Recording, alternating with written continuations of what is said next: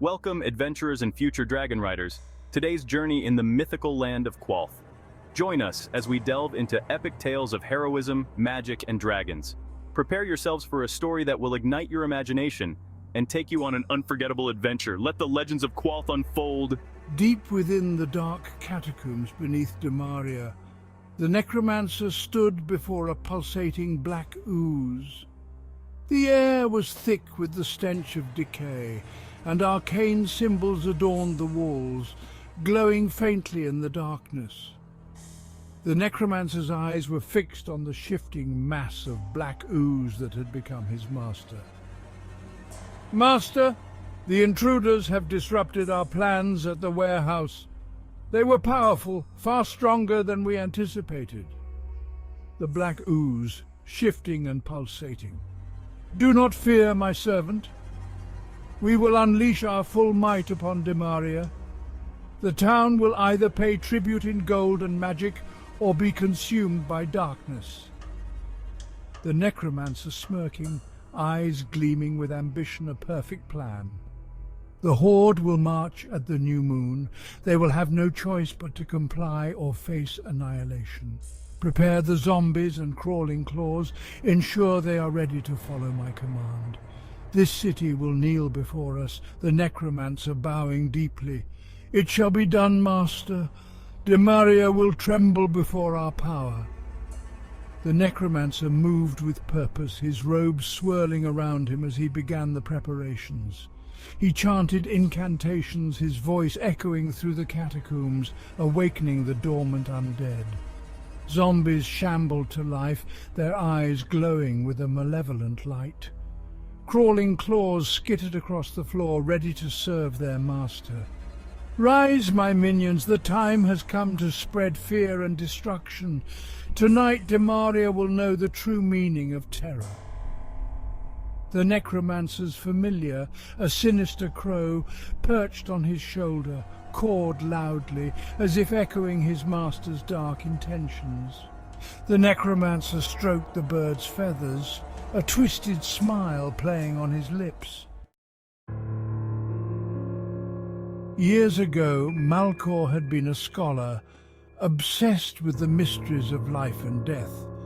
He had delved into forbidden texts, seeking the secrets of immortality.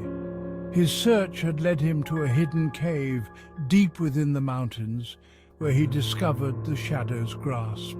The ooze, ancient and malevolent, promised him power beyond his wildest dreams.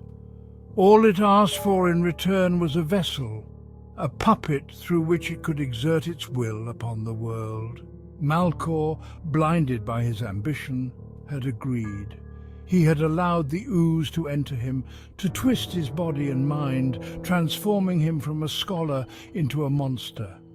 Now he was little more than a puppet, his every thought and action controlled by the Shadow's grasp. But he told himself that he was still in control, that he was using the ooze's power for his own ends.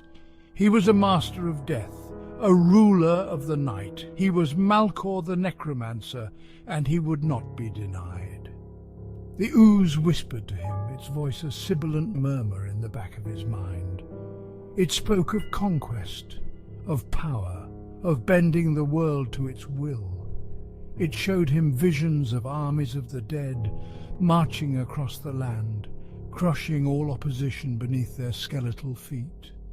It promised him ultimate power, the power to reshape the world in his image.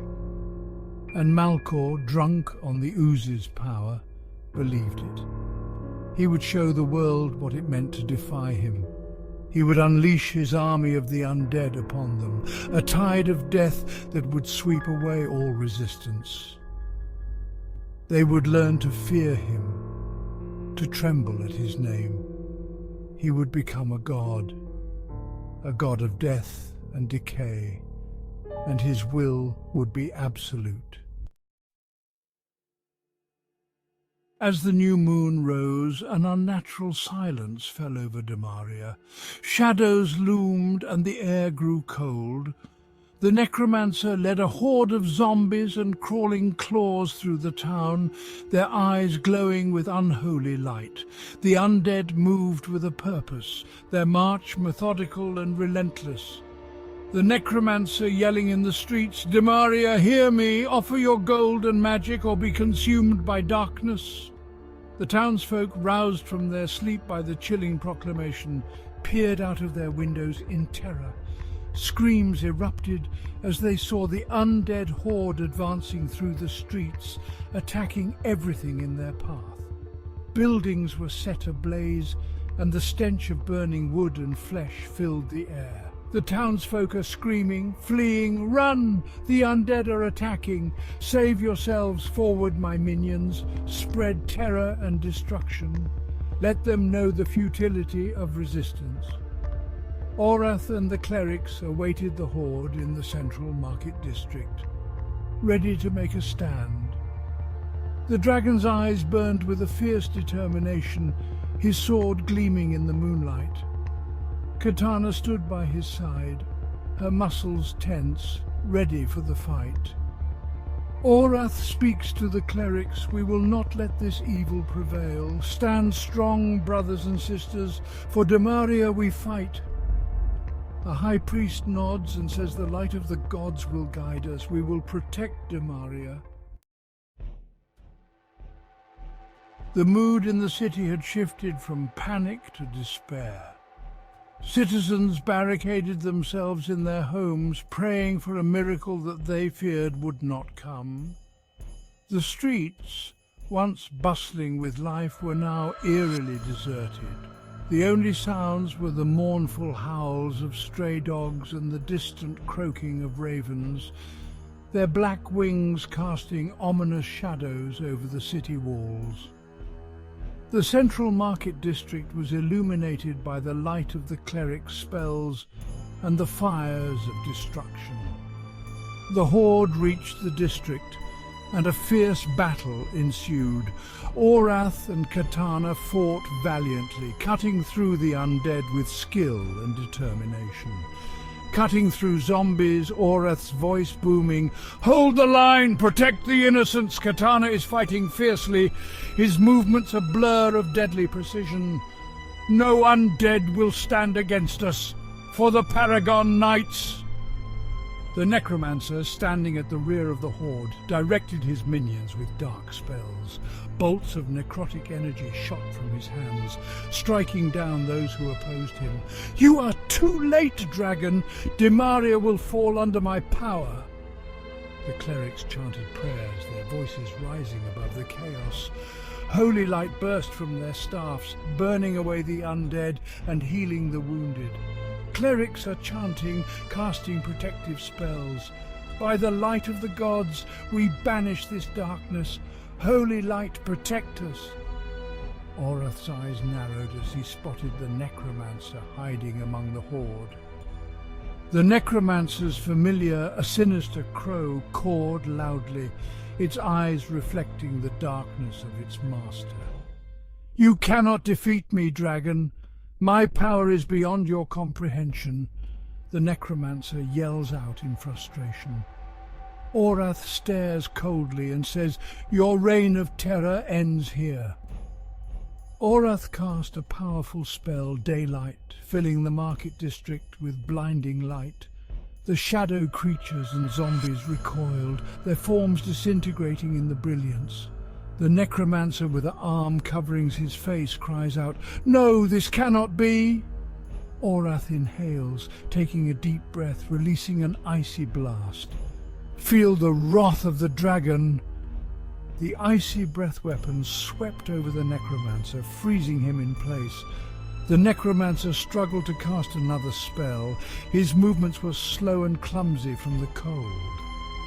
Gasping, the Necromancer tries to speak. The ooze. It will. With a swift motion, Aurrath struck the Necromancer down. The dark figure crumbled, his dark magic dissipating into the air. Aurrath reached down and found an obsidian sphere in the Necromancer's pocket. The gem seemed to pulse with a malevolent energy. Katana rushes to Aurrath's side. "Are you all right?" Aurrath nodding, weary but determined. "Yes. The battle is won, but there is still much to learn about this artifact." The clerics, their numbers depleted but their spirits unbroken, stood shoulder to shoulder with the city's remaining soldiers. They were the last line of defense against the encroaching horde, a thin, fragile barrier between the living and the dead. Their prayers, once filled with hope, now held a desperate edge, a plea for deliverance from the inevitable. The air crackled with divine energy as we channeled our faith into shields of holy light, each spark a testament to our unwavering belief. "Thank you, Aurrath. You have saved us all. The darkness is banished from our city." Aurrath holding the obsidian sphere, his eyes narrowing. "This is not over yet. We must understand this artifact and ensure the safety of demaria." The necromancer spoke of a black ooze. It must be connected to this. With the necromancer defeated and the horde of undead vanquished, Aurrath and Katana returned to Skyhaven. The obsidian sphere, unbeknownst to them, was the black ooze in disguise, lying dormant and waiting for its next opportunity to strike. Aurrath, standing before the Council of Great Worms, the obsidian sphere in his hand. "We have defeated the Necromancer and his horde, but we have discovered this dark artifact. It must be studied and contained." The Council Elders gravely examining the sphere. "You have done well, Aurrath. You will need to take every precaution to understand and secure this artifact. Its dark energy is troubling." As the Council deliberated, the black ooze within the obsidian sphere pulsed faintly, its dark plans far from over. The battle for demaria had been won, but the war against darkness was only beginning. Aurrath turns to Katana. "We must remain vigilant. The necromancer's words still haunt me. The ooze, it may have more power than we realize. We will be ready, Aurrath. Whatever comes next, we will face it together. Yes, together we will protect demaria and the world from this darkness." With the fate of Qualth hanging in the balance, Aurrath and Katana prepared for the next chapter in their battle against the forces of evil. The obsidian sphere, a dark and ominous presence, remained a mystery to be unraveled, a challenge to be faced by the Paragon Knights. Thank you for watching. If you enjoyed this adventure, be sure to like and subscribe to the Dragon Emperor Stories. Remember, every subscriber becomes another valiant dragon rider in the mystical realm of Qualth. So join us on this epic journey.